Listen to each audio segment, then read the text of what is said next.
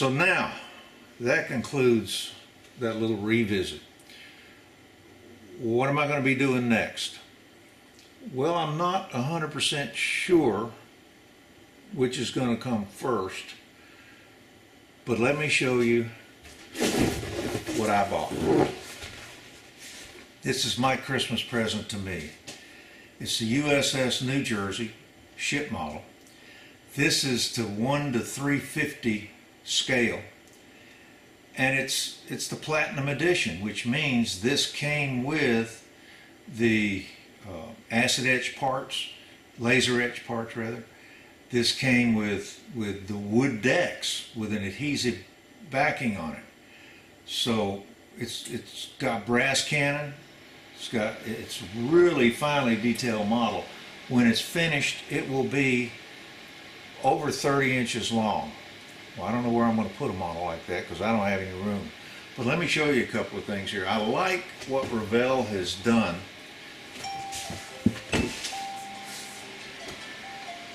Sorry about that, another alarm telling me it's time for me to go out and run around. They have these nice pictures right here. It shows the pictures with the wood decks, it shows the pictures of the model with some brass pieces on it. But they actually were kind enough to put a comment up here that says photos pre-maquette. Pre-maquette means those are photos of the prototype model from which this model was built. So they let you know it may not be exactly like this, because I know some people look at these and they depend on these pictures. I don't depend on the pictures as much here as I do the ones in the instructions. So let me turn the camera around and show you, maybe I won't have to turn it too far, and show you what I got in this box. Let me move a couple of things around. Like I said, things are going to shake, and I'm not going to just turn the camera off.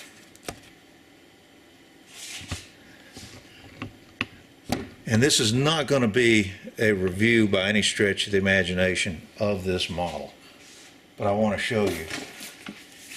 They have great instructions, color pictures. They've got instructions for the locations of the wooden decks, instructions for the locations of the brass pieces. And when I was briefly looking through this, the instructions, they were showing in the permanent instructions how to prepare the ship model for the laser etch parts, telling me what to grind off and what not to grind off. So this is a pretty exciting thing. It looks like it's extremely clear in their instructions. Now, I dug out the ruler because there's always issues when you buy something off Amazon. They'll say, oh, it's 30 inches long. I did this, by the way, already. I bought a model. It was supposed to be 26 inches long and thousands of parts. And when I got it, it was about 6 inches long. And obviously you're not always going to get what you want. But they say this is 30.5 inches finished. I put my ruler on here and it's at 30.5 inches. That's good. It's exactly what I was buying. So the hull is one piece. A lot of cleanup and sanding to do in it. But you know what? The instructions say that you're going to be putting little brass pieces, so you want to take off a lot of little detail here that you won't be able to see on the camera. Now, having been in the Navy and Naval Reserve for 26 years, served on a lot of ships. On active duty, I was on a cargo ship that carried nuclear weapons to the North Seas. We did refueling, where we'd have other ships come alongside and we could fuel them. I was on an AOE then for a little bit. An AOE is an ammunition oiler, and there's a 1 to 350 model out there for that. And I remember one of our operations, we had a carrier off our port side, and we had two frigates off our starboard side, and we had every rig pumping. It was one of those adrenaline rush things. Well, I can actually get a 1 to 350 model of an AOE, and I can get a 1 to 350 carrier. The Nimitz I've been looking at, even though it's nuclear, it still needs water and JP4, JP5 and water, the jet fuels and water for the crew, as well as transferring of mail. So that would be a long-term goal, maybe get all three of those models and actually kind of put them together and rig them, because I was an underway replenishment specialist at that time. I still remember the riggings, and that could be a lot of fun. But I have no place for it. If I had place for that, I'd have me a railroad layout. So anyway, that's a one-piece hull. A lot of work to do on that, but in general, everything in here looks pretty good. I have gone through and checked every bag to make sure I had all the bags, and it's very clear in the instructions exactly what you should have, exactly what the numbers of the sprue sets are, so that you can verify by number that you've got everything. And as you can see, there's a lot to this model. Now, I'm not going to sit here and kind of give you all kind of close-ups and details. I'll do that when I start on the model itself. The other long part is this one. Of course, this is the main deck. If you go out there, any of you that are interested in ship modeling, check out Gary Brinker's website. He did a smaller version of a battleship, and he took all this ground tackle off up here on the bow. The instructions on this actually tell you to take the ground tackle off, grind it off, and they give you a chain so that you can put real chain down. Now, knowing how ships work, chains go from an anchor down through a chain locker and attached to the inside bottom of the chain locker. So I'm thinking probably what I'll end up doing is drilling through these hose pipes up here. After I grind all this down, everything except the hose pipes, I'll drill through the hose pipes out through the bow of the ship and put my two anchors on there and literally run the chain through the hose pipes and back. So that's the kind of detail I'm looking at. The nice thing is that you do get, I'm going to have to pull this up without damaging anything. You do get the brass cannon. Hope that shows up. This is the wood deck. It's self-adhesive, so you cut these pieces out and you can place them in perfectly, and you've got wood decks. Don't have to paint them. And then, of course, all the etched brass and etched aluminum. And don't know how much of that'll end up getting used, but as much as possible. And then some thread. Quite frankly, I may use this thread, but I may look around and get something I like a little better. Also, the chain that comes with the kit. I'm very picky about that chain because anchor chain isn't like a chain link, okay? They're big, they have a particular shape, a particular look, and can be easily replaced. Well, not easily. There's nothing easy about a link on an anchor chain because things are incredibly heavy. So at any rate, you know, that's just stuff I'll be considering, but this is a beautiful model. I'm really loving what I see here. Question, because I saw the question asked on another site. Number one, why do these battleships have wooden decks? Number two, what kind of wood did they use on these decks? And question number three, why did they use that particular wood? I have some answers that all of my years in the Navy and a Navy family growing up that I have been told and heard. When I see what else you guys come up with, then maybe we can get to the bottom of it. I think I know the answers, but then I was a chief bosun mate, and to me, Navy traditions were Navy traditions, and I was into them. So here we go. That's one of the models that I've got. Now, it's not the only model I've got. I'm right now trying to determine which one I want to start with, or if I want to work several of them simultaneously. That way when paint's drying on one and glue, I'm over working on the other one. So, what would be the next one I would do? Now this is the one I bought first, and this is the one that I want to build first, because as a kid I very literally built every Revell model sailing ship that I could find. I'd work paper route or whatever to be able to get a new model.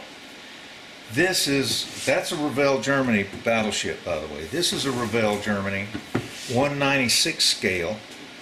Think about that scale. 1/96 scale USS Constitution.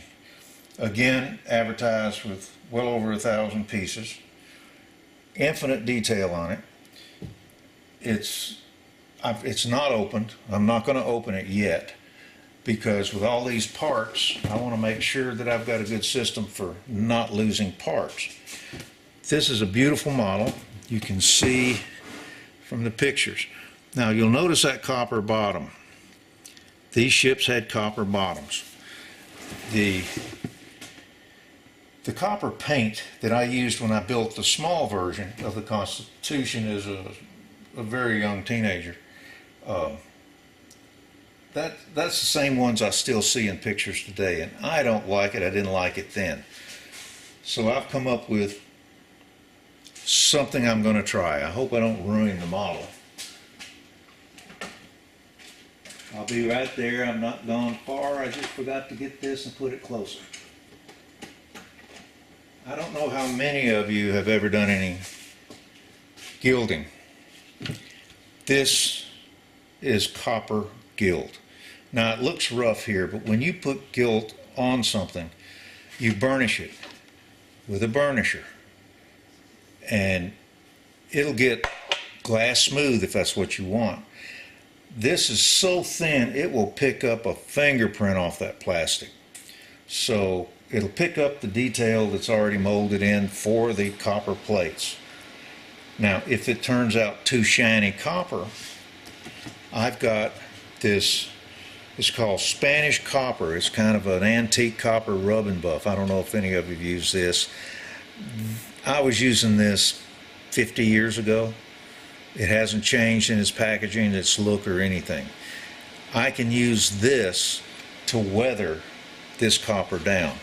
And like it says, it's rub and buff. You rub it on, you buff it off, and you bring out what's under there. So I've decided to do that on this model. Also, when it comes to the rigging, I mean, rigging is something that I love. Again, being a bosun, you know, that's just part of the job. But this model comes with a rigging plan. I've got the United States government's restoration rigging plan from 1937. It's on the internet, but it's huge, so you can't print it out. But I've got that as a favorite on my computer, so I can click on it and zoom in on it, and it gives the size of lines that are used, which is very important. So you won't just use a roll of black thread. You're going to use the correct size, and if I have to make the correct size, I'll do that. But I plan on rigging it based on the restoration rigging plan of 1937.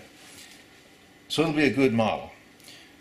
Now when you do these models, and I'll come back and get to that in a minute, but let's move on to a third model. This one, move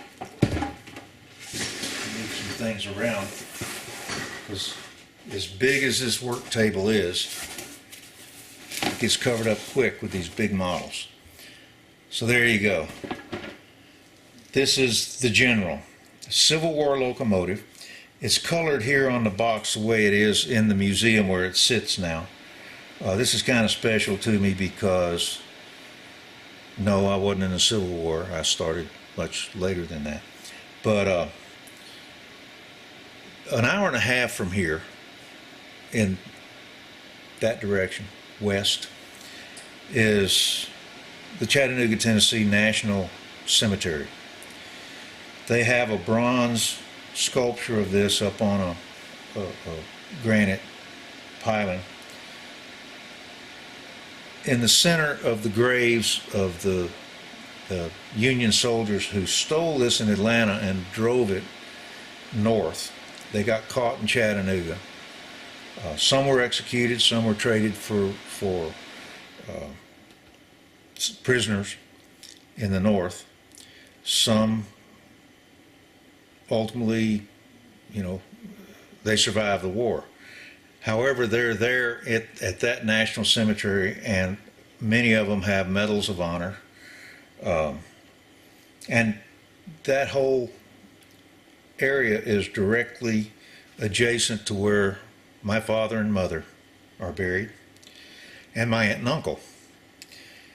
I probably won't be able to be buried there because it's filling up these days far too fast.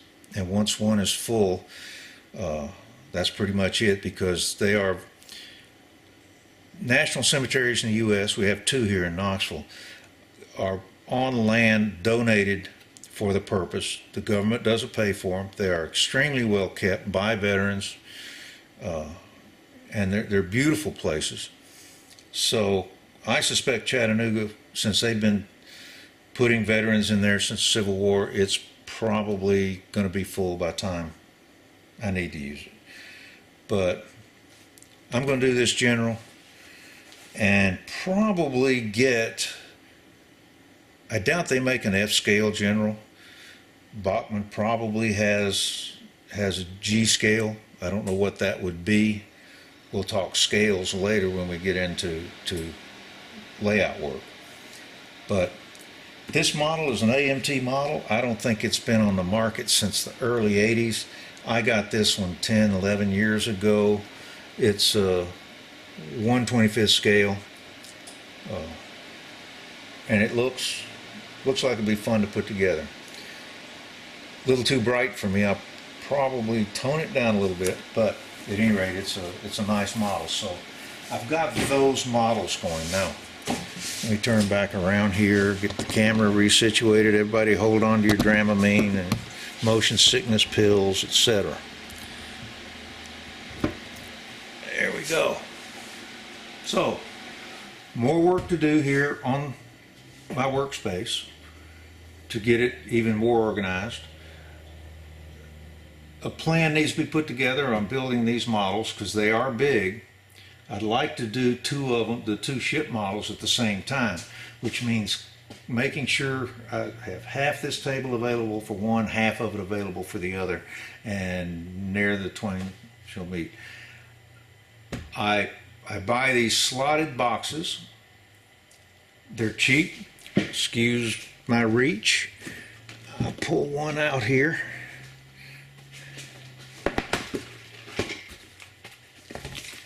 Let me get it ready. These slotted boxes can be bought almost anywhere. You can get them at Walmart. You can get it in the United States. Carrefour, I know Carrefour has them in other countries. I've bought them at Carrefour's. You can get them almost any store, and I mean you can get them cheap. $1.50, $2. That's probably fairly normal. You can adjust all the dividers. They give you a bunch of them.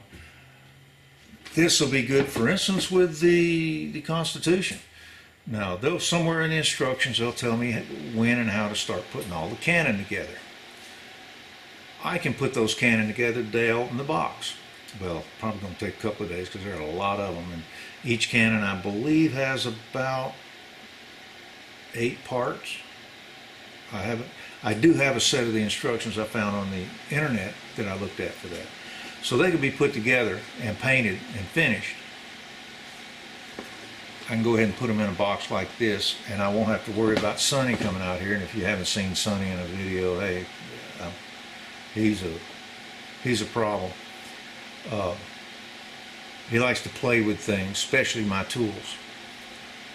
But at any rate, I'll have several of these. But I'm also looking at another possibility. Take a look at this. Now I know some of you have seen these. It's a roll around toolbox. I used this when I was remodeling the house. I don't use it anymore. It's empty. Think about it. These models are big.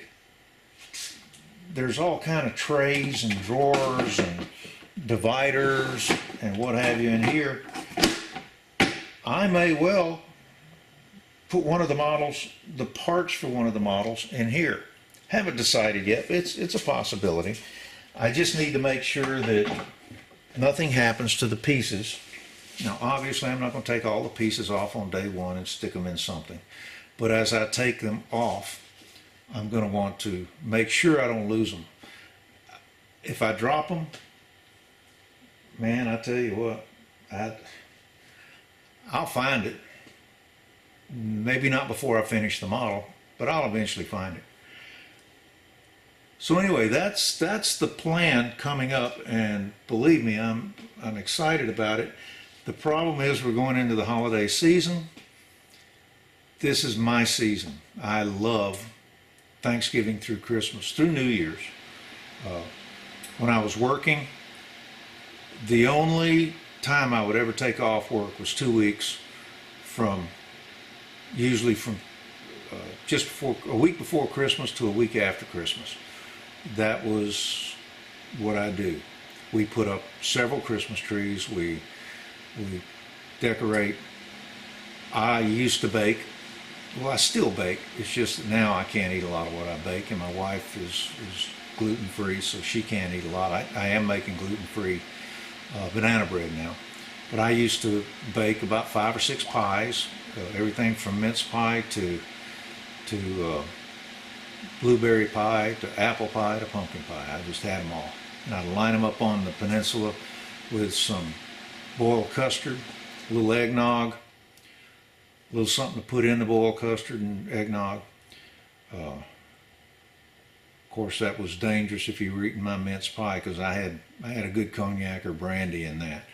Anyway, it's just my favorite time of the year. I'll be making some mulled wine and some wassail to smell the house up, and I'm just going to be mellow and be listening to Christmas music in front of the fireplace.